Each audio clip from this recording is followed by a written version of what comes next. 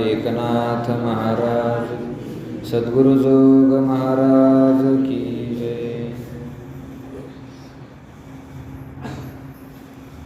नमामि सद्गुरुं शांतं सच्चिदानंद विग्रहं पूर्णब्रह्म परानंद मीशमालन्दिवल्लभम्। नमस्ते सते ते जगत्कारणाय नमस्ते चिते सर्वलोकाश्रयाय नमो द्वैततत्त्वाय मुक्तिप्रदाय नमो ब्रह्मणे व्यापिने शाश्वताय नमो ब्रह्मणे व्यापिने शाश्वताय। ओम नमो ज्ञानेश्वरा करुणाकरा दयाळा तुमचा अनुग्रह लाधलो पावन झालो चराचरी। मी कळा कुसरी काहीच नेने बोलतो वचने अतिभाविका तुमचा अनुग्रह लाधलो पावन झालो चराचरी। एका जनार्दनी तुमचा दास त्याची आस पुरवावी तुमचा अनुग्रह लाधलो पावन झालो चराचरी।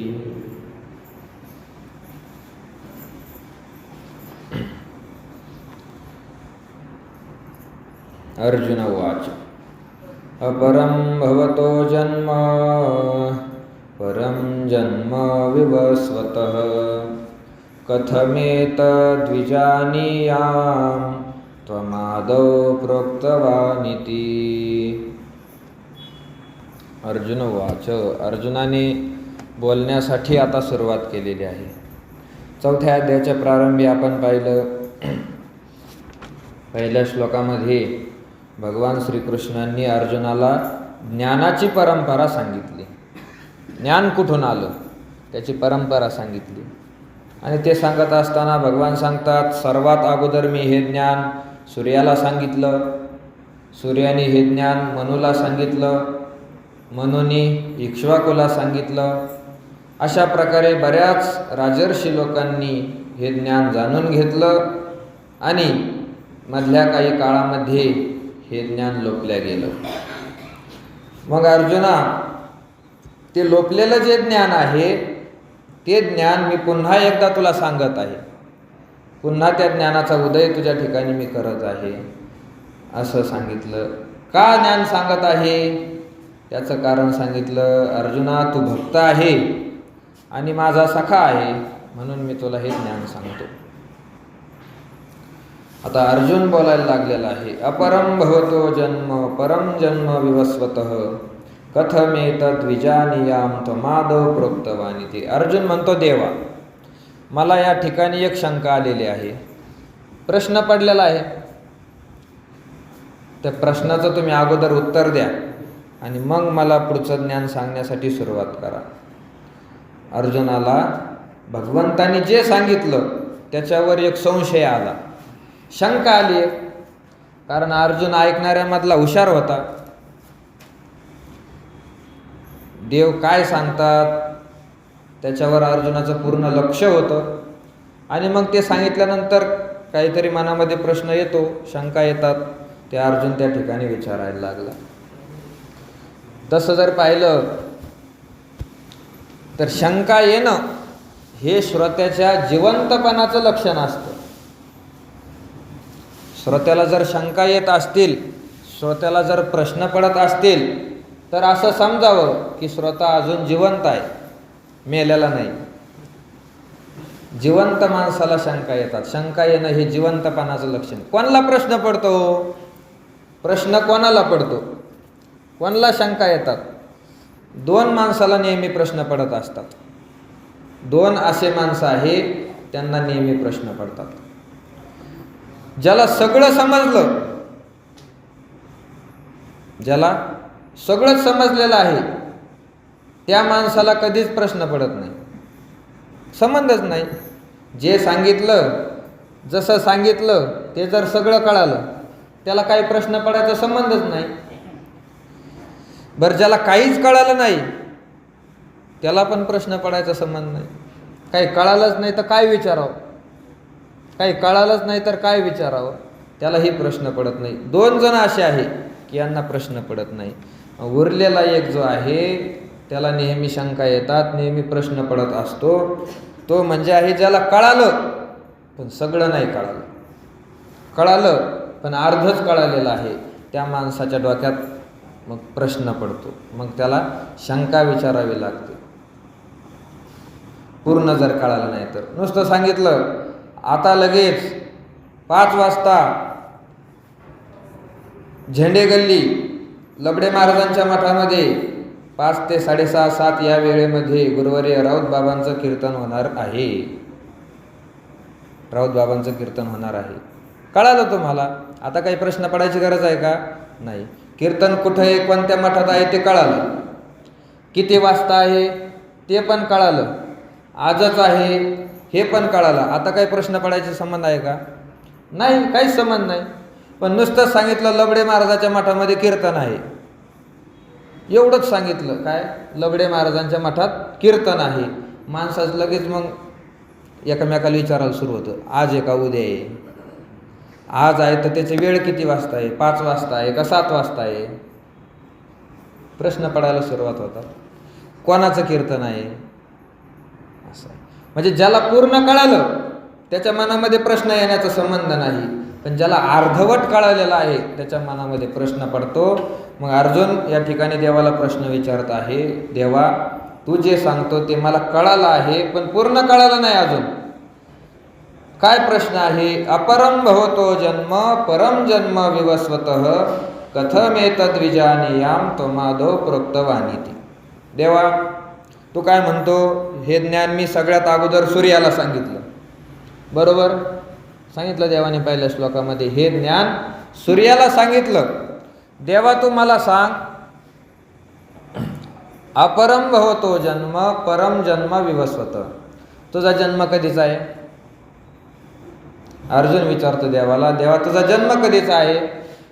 सोबतचाच आहे ना, देव म्हणजे अर्जुन आणि देव सोबतचेच, काय थोडाफार 2-5 वर्षाचा फरक असेल. देवा तुझा जन्म आणि माझा जन्म जवळजवळ सोबतचा आहे. आणि सूर्याचा जन्म कधीचा आहे? सूर्याचा जन्म तुम्हाला सांगता येईल का? सूर्याचा जन्म नाही सांगता येणार, नाही सांगता येणार. सूर्याचा जन्मच सांगता येत नाही. किती पूर्वीचा सूर्य आहे? कोणतंही पुराण पहा, तिथं तुम्हाला सूर्य दिसतोच. कारण सूर्य चंद्र हे जे पदार्थ आहे हे सगळे सृष्टीच्या उत्पत्तीच्या वेळेला निर्माण झालेले आहे. ज्यावेळेस नवीन सृष्टी देवाने निर्माण केली त्यावेळेस हे निर्माण झालेले आहे. किती कल्प झाले सूर्याला जन्म घेऊन. आणि देवा तुझा जन्म कधीचा आहे? आता माझ्यासोबतचा आहे. सूर्याचा जन्म इतक्या अगोदरचा आहे, मग तू सूर्याला ज्ञान कसं काय सांगितलं? बरोबर आहे का अर्जुनाचं बोलणं?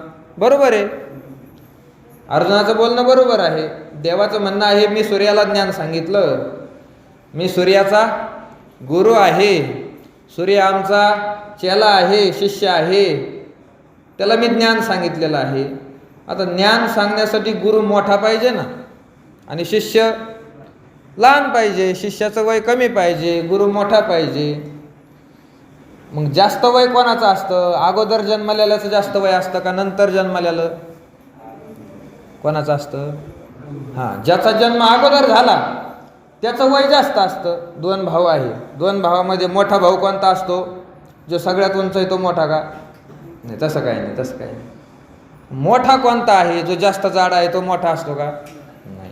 ज्याचा जन्म अगोदर झाला तो मोठा, ज्याचा जन्म नंतर झाला तो लहान. मग देवा जर सूर्य तुमचा शिष्य आहे, तुम्ही सूर्याचे गुरु आहे, तर तुमचा जन्म सूर्याच्या अगोदर पाहिजे, सूर्याचा जन्म नंतर पाहिजे. इथं अशी परिस्थिती आहे, सूर्य अनादी काळापासून पाहतो मी तसाच आहे. मी सूर्याला लहानपणापासून पाहतो, तो तसाच आहे. अर्जुन म्हणतो आमच्या बापाने सूर्याला पाहिलं ते लहानपणापासून तसाच आहे. आमच्या आजोबाने पण पाहिलं लहानपणापासून सूर्य तसाच आहे. पंजोबाने पाहिलं, किती पिढ्यानपिढ्या गेल्या, मेले सगळे मधले लोक, सूर्य मात्र जसाच तसा आहे. आमच्या आजोबा पंजोबाला सुद्धा सांगता येत नाही सूर्याचा जन्म कधीचा आहे. देवा, तू त्यांना ज्ञान सांगितलं, हे आम्ही कसं काय मानावं? कसं काय मानावं? कसं काय मानावं? आता तू बोलला मग आम्ही ते खरंच मानायचं का? तू काही सांगशील ते आम्ही खरंच मानायचं का? नाही मानू शकत. आता इथं तुम्ही एवढे जण बसले, याच्यातला एक जण उभा राहिला आणि सांगायला लागला, तुकाराम महाराजांच्या कीर्तनामध्ये मी टाळ घेऊन उभा होतो, कोणाला खरं वाटेल का? एक जण उभा राहिला, तुकाराम महाराजाच्या कीर्तनामध्ये मी टाळ घेऊन उभा होतो, कोणाला तरी खरं पटेल का? नाही पटू शकणार ना. कारण तुकाराम महाराजाला वैकुंठाला जाऊन 400 वर्ष झाले, आपला जन्म आताचा झाला, त्या काळात आपण कसं काय? तसं आहे देवा, सूर्याचा जन्म इतक्या अगोदरचा आहे, तुझा जन्म माझ्यासोबतचा आहे, तू सूर्याला ज्ञान कसं सांगितलं? अपरम भवतो जन्म, भवतः जन्म अपरम, म्हणजे तुझा जन्म अलीकडचा आहे. विवस्वतः जन्म परम, सूर्याचा जन्म अगोदरचा आहे. त्वम आदौ प्रोक्तवान इति, तू सूर्याला ज्ञान सांगितलं असं. एतत् कथम विजानीयाम, हे आम्ही कसं जाणावं, कसं आम्ही डोक्यात घ्यावं, आम्हाला कसं खरं पटेल? त्या श्लोकावर ज्ञानोबा आता ओव्या करतात. तव अर्जुन म्हणे श्रीहरी, माय आपुलेचा स्नेह करी, तेथ विस्मय काय अवधारी कृपानिधे. अर्जुन म्हणतो श्रीहरी, हे श्रीहरी, हे देवा, माय आपुलेचा स्नेह करी. माय जी असते ना, तिचं आपल्या मुलावर प्रेम असतं की नाही? असतं.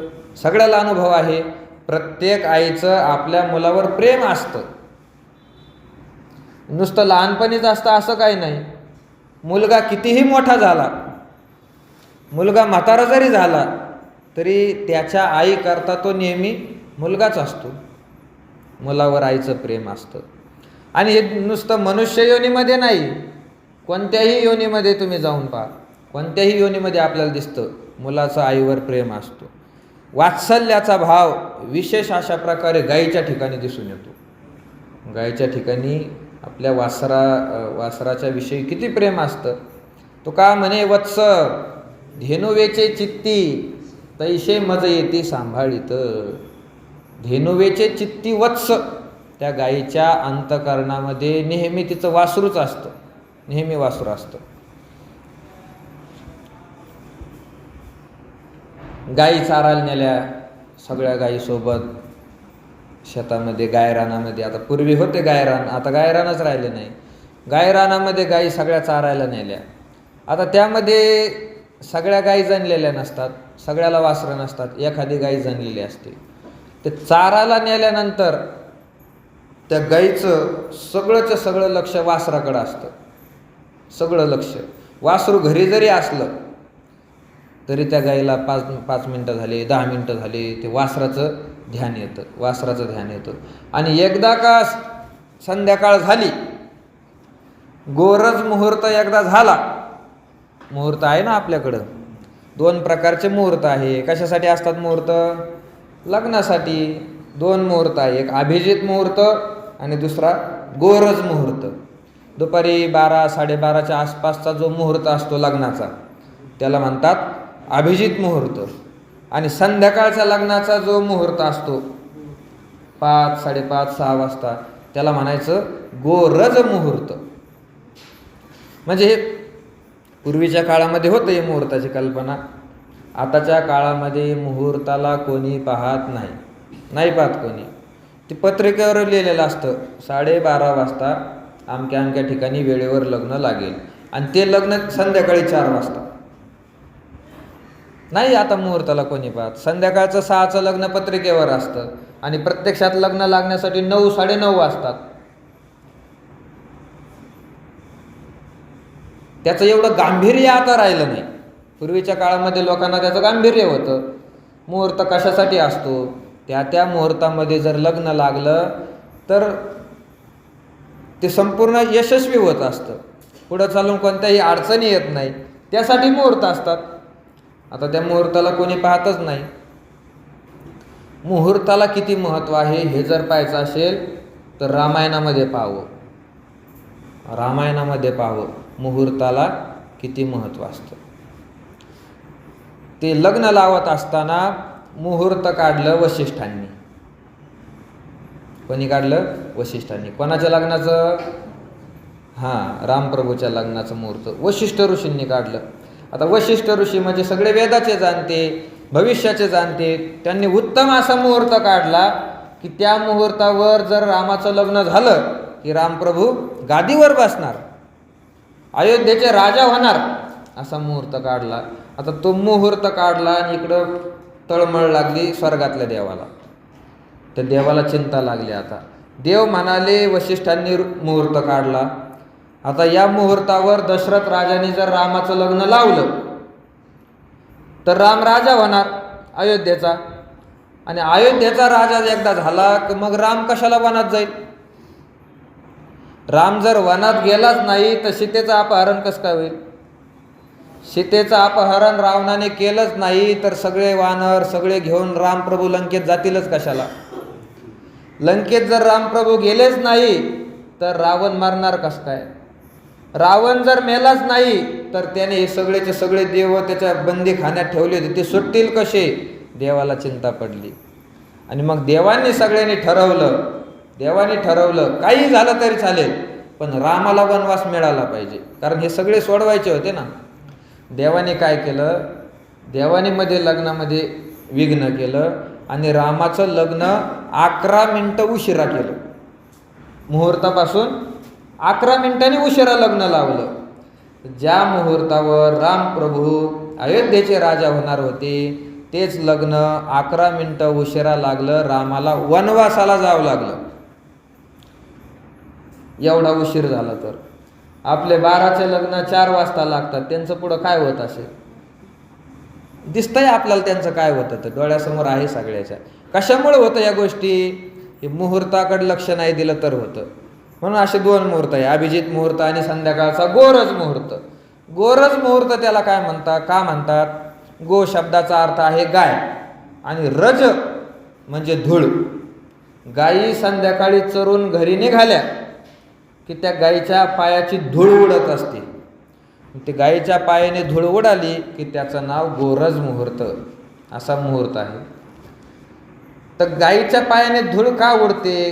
गायी चराला जाण्याच्या वेळेस धूळ उडत नाही, पण चरून पाठीमागे आल्या की ती धूळ उडत असते गायीच्या पाठीमागे. असं कशामुळे होतं? चराला जात असताना गायी सावकाश जातात, कारण वासरू पाठीमागे बांधलेलं असतं ना. सावकाश जातात गायी, वासरू पाठीमागे असतं, पण त्यांना जावंच लागतं. आणि तिकडून येत असताना त्यांच्या लक्षात असतं आपल्याला आता वासराकडे जायचं आहे, आपल्याला वासराकडे जायचं आहे. त्यांचं पूर्ण लक्ष ते वासराकडे असतं.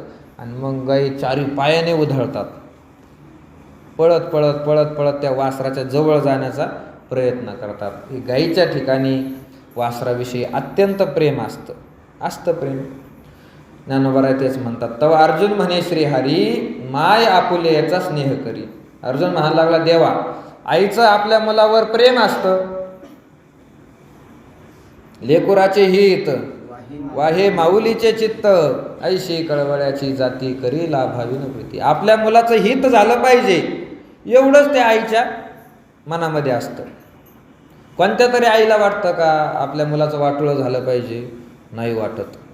त्या मुलाने आईला त्रास जरी दिला तरी आईला काय वाटतं? याचं कल्याणच झालं पाहिजे. आता कल्याण म्हणजे काय आहे, हित म्हणजे काय आहे, कशात कल्याण असतं हे ते आईला कळत नाही, तर तिचा दोषही नाही, पण तिला नेहमी इच्छा असते याचं कल्याण झालं पाहिजे. प्रेम असतं. तेथ विस्मय काय अवधारी कृपानिधे. हे कृपेच्या निधी असणाऱ्या, कृपेचा सागर असणारे देवा, तेथ विस्मय काय? याच्यामध्ये काही संशय आहे का? आईचं मुलावर प्रेम असतं, आहे संशय कोणाला? नाही. तेथ विस्मय काय अवधारी कृपानिधी. कृपेचा समुद्र असणाऱ्या देवा मला सांग, त्या ठिकाणी काही संशय आहे का? तसं देवा तू काय आहे? आमची मायच आहे. तू आमची माय आहे. आम्ही तुझे लेकरं आहोत. खरं जर पाहिलं तर देवच आपली आई आहे आणि देवच आपला बाप आहे. तू माय माऊली कृपेची सावली, विठ्ठले पाहिली वास तुझी. कृष्ण माझी माता, कृष्ण माझा पिता, बहिणी बंधू चुलता कृष्ण माझा. कृष्णच आहे. विठ्ठल बाप माय चुलता, विठ्ठल भगिनी आणि भ्राता, विठ्ठले विन चाड नाही गोता.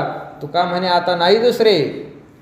विठ्ठला तूच आमचा बाप आहे, तूच आमची आई आहे, तूच आमचा गुरु आहे, तूच आमचे बंधू आहे, तूच आमची भगिनी, तू सगळे तूच आहे.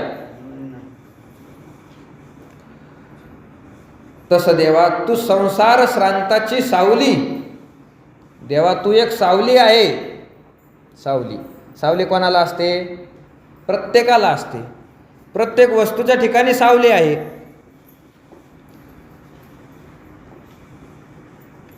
प्रकाश पडला आणि ती वस्तू असली तर प्रकाशाच्या विरोधात त्या वस्तूची सावली पडत असते.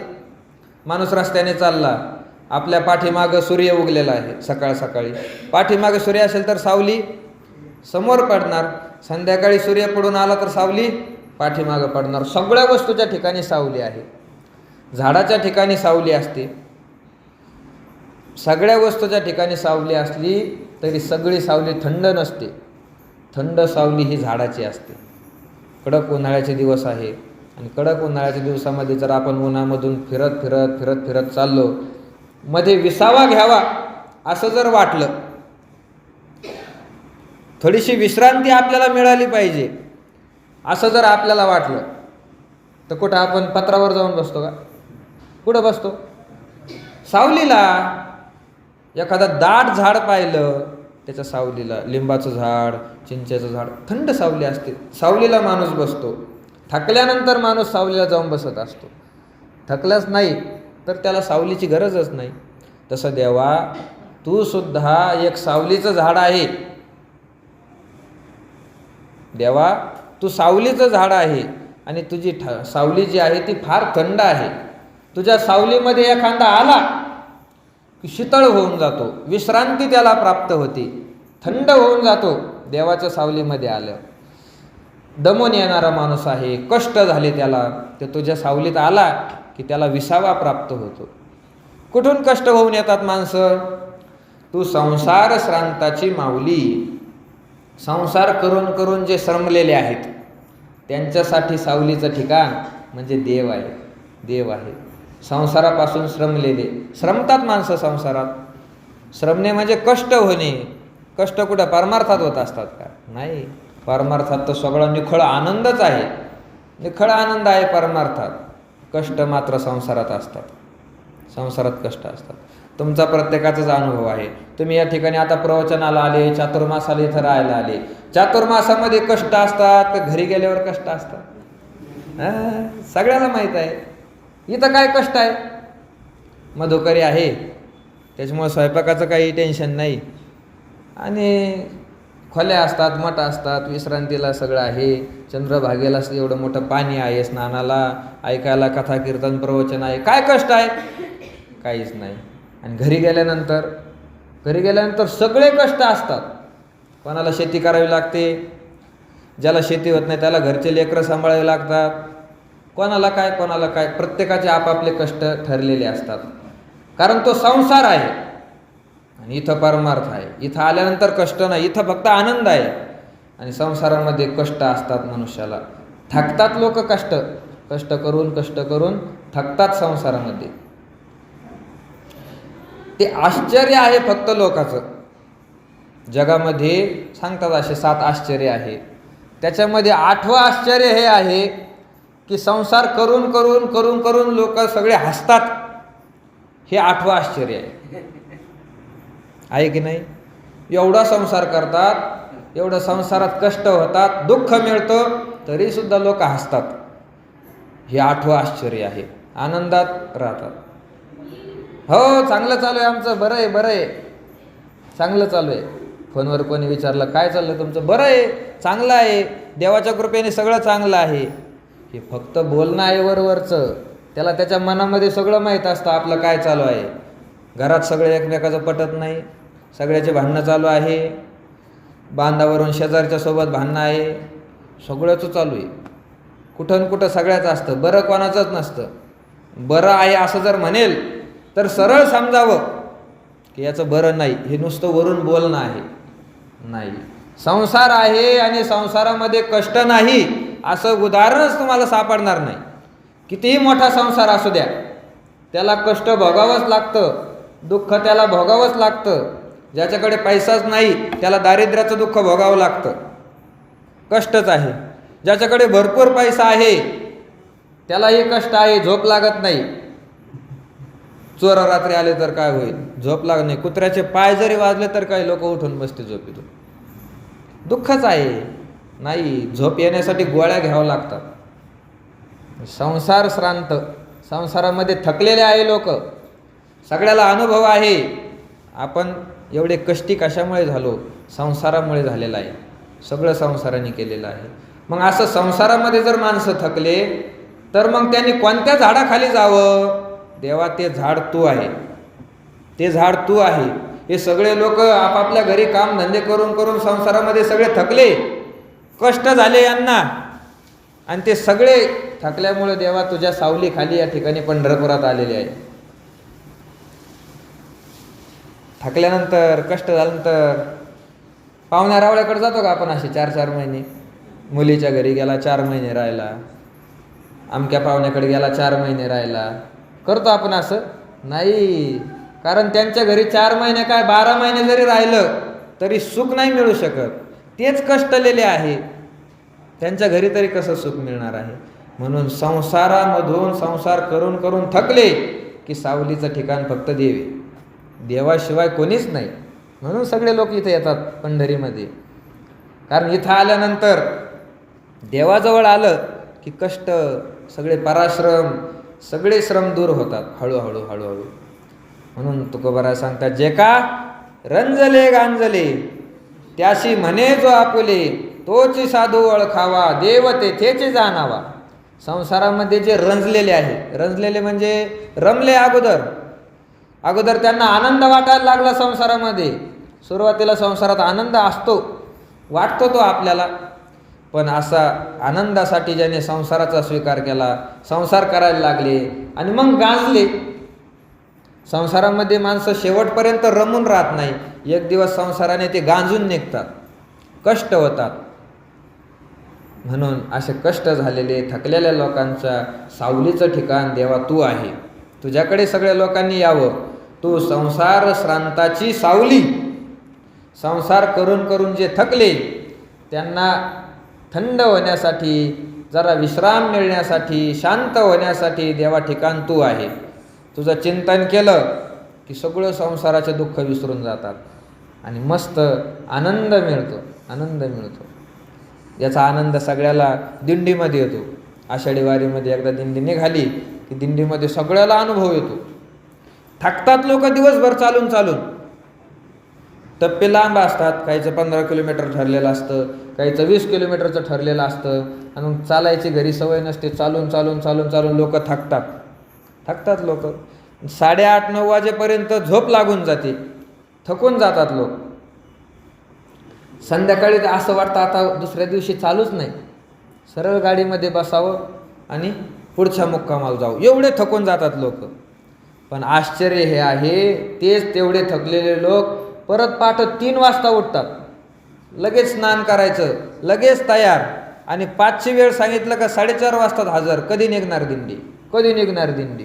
परत त्यांना जसंच तसं ताजेतवाने होतात, परत आनंदाने दुसऱ्या दिवशी चालायला तयार होतात. संसारात असतं का असं? नाही. संसारात कामधंदे करून थकला माणूस, घरी आला, झोपला आणि दुसऱ्या दिवशी 3लाच उठला, परत शेतामध्ये निघाला. होतं का असं? नाही. संसारामध्ये कष्ट आहे, पण दिंडीमध्ये अनुभव येतो. माणसं सगळ्या कष्टाला विसरून जातात. 15 दिवस घरचं काहीच नसतं, सोडून आलेले असं एकदम आनंदामध्ये भगवंताचं चिंतन करीत या ठिकाणी येतात. त्याला घराचा हळूहळू विसर पडतो. तेवढ्या दिवसापुरता का होईना विसर पडतो, मग त्याच्यामध्ये आनंद येतो. म्हणून देवा तू सावली आहे.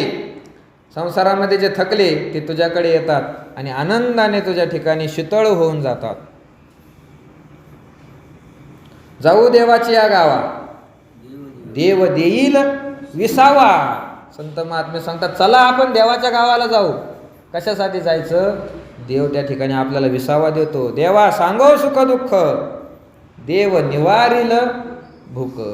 सुख दुःख आपण देवाजवळ सांगू. लोक पाहुण्या रावळ्याला सुख दुःख सांगतात, पण फरक काय पडतो सांगून?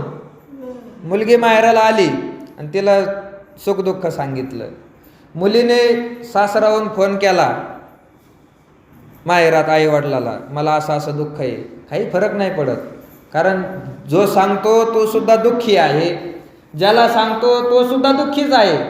ज्ञानोबा म्हणतात ना, राणी दुःखिया दुःखी भेटले, का वांज फुली फुलले झाड जैसे.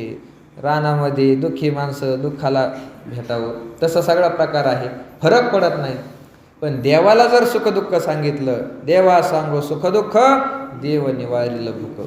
ती देव त्या दुःखाचं निवारण करतो. देव नुसतं ऐकून घेत नाही संसारिक लोकांसारखं, नुसता धीर नाही देत. बरं आहे बुवा, चालूच असतं संसार म्हणल्यावर थोडंफार माग पुढं होतच असतं, शब्दाने शब्द वाढतच असतो. या गोष्टी देवाजवळ नाही, हे सांसारिक लोक सांगतात. पण देव ऐकून घेतल्यानंतर त्याचं दुःख निवारण करतो. काय दुःख आहे तुला, बोल, केलं दूर. देवाचं भक्ताचं दुःख दूर करण्यासाठी देव त्याच्या मागं पुढं फिरतो, मागे पुढे उभा राहे सांभाळीत. कशासाठी?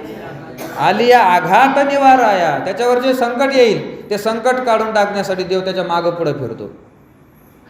पितांबर छाया करी लोभापोर. त्याला ऊन लागायला लागलं भक्ताला, आपलं पितांबर देव त्याच्या अंगावर टाकतो, सावली धरून चालतो. भक्ताला ऊन नाही लागलं पाहिजे एवढं भक्ताची सेवा करतो देव. संसारामध्ये ते थकले, देवा त्यांना शांती मिळण्याचं तू ठिकाण आहे, तू त्यांच्या शांतीसाठी असलेली सावली आहे. तुका म्हणे माझा श्रीकृष्ण विसावा, वाटे न करावा परता जीवा. माझा विसावा श्रीकृष्ण आहे. कोण म्हणतं? तुका म्हणे. तुकाराम महाराज म्हणतात, मी थकलो, मला कष्ट झाले, की माझा विसावा हा श्रीकृष्ण आहे. जिजाबाई नाही विसावा, 4 मुलं होती, 2-3 मुली होत्या, ते पण नाही विसावा. पाहुणे रावळे होते, भाऊ होता, त्यांना विसावा नाही म्हटलं. श्रीकृष्ण विसावा, देव आमचा विसावा आहे. अनाथ जीवांची माऊली. देवा जे अनाथ जीव आहे त्यांची तो माऊली आहे, आई आहे. अनाथ म्हणजे ज्यांना आता कोणीच राहिलं नाही, त्यांना देव आहे. देव आहे त्यांना, कोणीच राहिलं नाही त्यांना देव आहे. जीव कधीच अनाथ होत नाही. अनाथ होणं म्हणजे काय आहे? ज्याला कोणीच मालक नसणं, तो अनाथ आहे. आणि महाराज सगळेचे सगळे जरी मरून गेले तरी देव कधीच मरत नाही, म्हणून अनाथ कधीच होत नाही. जे संसाराच्या दृष्टीने अनाथ झाले, ज्यांना सगळ्यांनी आता सोडून दिलेलं आहे, ज्यांना कोणी आता विचारित नाही, मुलं विचारित नाही, पत्नी विचारित नाही, गावातले लोक विचारित नाही, आपण समोर आलं तर आपलं तोंड पाहावं वाटत नाही, सगळ्यांनी त्याचा वीट मानला, त्याच्यासाठी देव माऊली आहे, देव त्याची आई आहे. सकाळी प्रवचनामध्ये आपण दृष्टांत पाहिला ना गजेंद्राचा. गजेंद्राला सगळे सोडून गेले सरोवरामध्ये, केवढा परिवार होता त्याचा, सगळेचे सगळे गेले सोडून. पण शेवटी त्याला ध्यानामध्ये आलं, हे जाणारच होते कधीतरी, आपला रक्षण करणारा फक्त देव आहे. काय नाही, ते सरोवरातलं कमळ तोडलं आणि फेकलं देवाच्या नावाने. त्याला माहीत नव्हतं कोण देव, कोण कृष्ण, कोण राम. फक्त सांगितलं, या सृष्टीचा चालक मालक जो कोणी परमात्मा असेल त्याला मी शरण आलेलो आहे, त्याने माझं रक्षण करावं. लगेच देवाने चक्र सोडलं, त्या नाकाराचं तोंड फोडलं, रक्षण केलं गजेंद्राचं. अनाथ जीवाची माऊली. देवा तू माऊली आहे. अनाथा जीवाचा तुका आज कैवारी, ऐशी चराचरी ब्रिदावळी. सगळ्या जगामध्ये दौंडी पिटलेले आहे, अनाथाचा देव आहे, अनाथ लोकाचा देव आहे. नाथ अनाथाचा, पती गोपिकाचा, पूर्वी चित्तीचा मनोरथ. अनाथाचा नाथ भगवान परमात्मा आहे. चित्तीचा मनोरथ पूर्वी, मनामध्ये फक्त गोष्ट आणायची, देव पूर्ण करतो त्याला शरण गेल्यानंतर. असा भगवान परमात्मा आहे. आमुते कीर प्रसवली तुझीच कृपा. देवा तुझीच कृपा आमुते कीर प्रसवली. खरं तर आम्ही सुद्धा तुझ्याच कृपेने जन्माला आलो. जन्माला येणं ही सुद्धा देवाची कृपा आहे. नाहीतर आपल्याला काही काही पाहायला मिळतं, गर्भातच असताना काही काही जीव मरून जातात कोणत्याही कारणामुळे. ते स्वतः मरतात म्हणा, किंवा त्यांना जन्म देण्याचा प्रयत्न करणारे मूर्ख लोक गर्भात असताना मारून टाकतात. बैरी अंध होती पांगुळमुखी. जन्मतानेच काही बहिरे जन्माला येतात, आंधळे पांगळे मुके. आपण आंधळे नाही, पांगळे नाही, मुके नाही, बहिरे नाही, सगळे इंद्रिय देवाने असे टकाटक दिले. कोणाची कृपा आहे? ही देवाची कृपा आहे. आमुते कीर प्रसवली तुझीच कृपा. देवा आमचा जन्म सुद्धा तुझ्याच कृपेमुळे झालेला आहे. असं अर्जुन देवाची स्तुती करत आहे. आणि पुढेही बरंच अर्जुन बोलणार आहे, पण आपल्याला आता थांबायचं आहे.